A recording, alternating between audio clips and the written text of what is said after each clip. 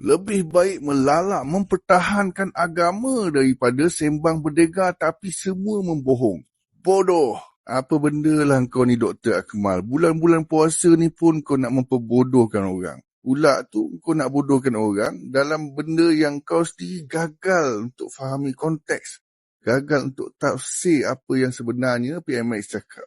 Ni saudara, apa yang PMX kata ialah melalak tiada tindakan tidak menjadikannya benar. Maknanya konteks melalak tu ditujukan kepada mereka yang duk tanya kenapa tiada tindakan, kenapa diam, kenapa kerajaan tak bertindak. Sebenarnya kerajaan dah bertindak pun. Si Polan tu dah datang ke balai pada 24 bulan, di lock up. Pada pagi esoknya diberikan tahanan reman selama beberapa hari.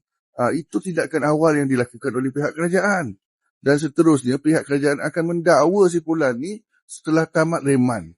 Memang ada tindakan. Siapalah yang duk kata tak ada tindakan dengan orang yang dah pijak kitab suci kita. Confirm memang ada tindakan dari PDRM.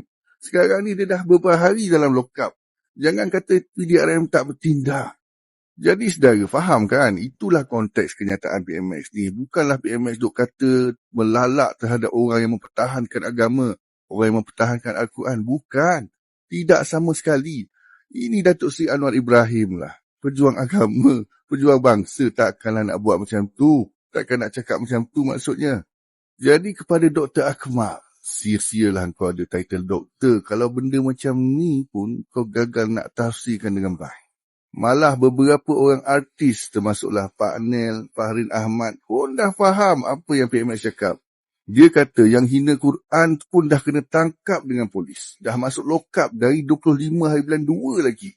PMX tu bukan marah semua orang. Dia marah golongan yang still duk tanya. Mana tindakan? Mana tindakan?